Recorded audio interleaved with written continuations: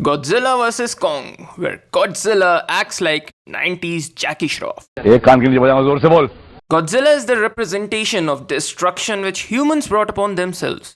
He was created originally in 1954 as a symbol of mankind's own feebleness.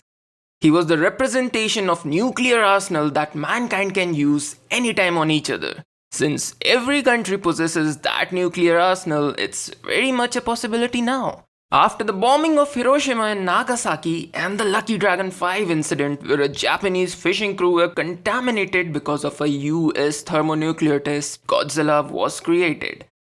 Before we go off on a different trajectory altogether, let me say that Universal's Godzilla has done justice to the idea of Godzilla itself. Godzilla is there whenever humankind mess up, in the form of destruction, and the character itself doesn't care about the human species altogether.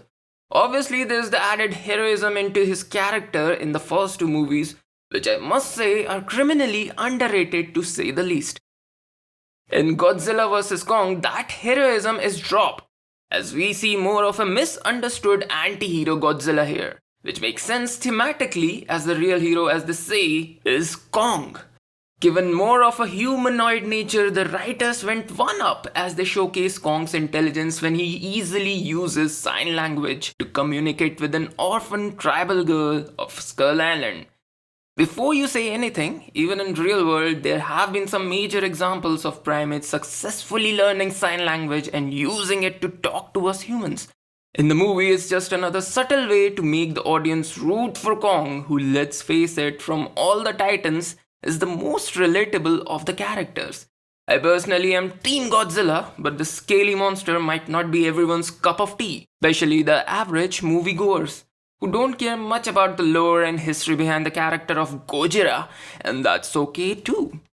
After seeing the movie, I can imagine why the critics and audience are loving it. It has a clear tone. It delivers on the promise of the title, unlike some other franchises. It's an amazing looking film with the colors of Hong Kong City helping to elevate the individuality of our title characters. Even when we go to Hollow Earth, the cinematography is amazing. This is a beautiful looking film. Like the last film, it does have three sides when it comes to human characters as well. Many friends of mine have complained about the lack of world building and the focus of human characters and their side quests. That is totally a creative decision the writers and possibly the studio took. Because frankly, I can imagine going to the studio with the idea of almost no humans and rather more of these mythical creatures, these titans, and studio completely being against that very idea.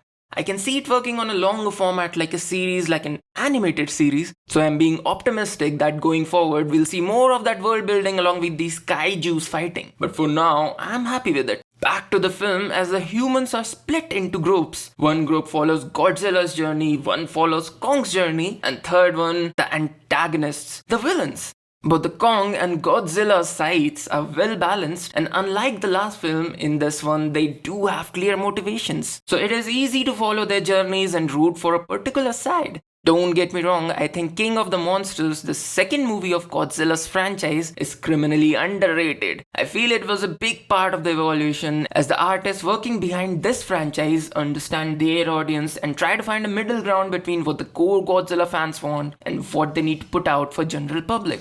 Some of my favorite underrated actors are in this movie. Brian Tyree Henry from Atlanta is just great and he's starting to get bigger roles. Also, after two movies of watching Godzilla be the hero, it was refreshing to see Kong's individuality come and light up the screen, which is very different from what and how we saw him in his own movie. This movie gets an 8 out of 10. Until next week, this is your friendly neighborhood binge man, and you stay classy, people.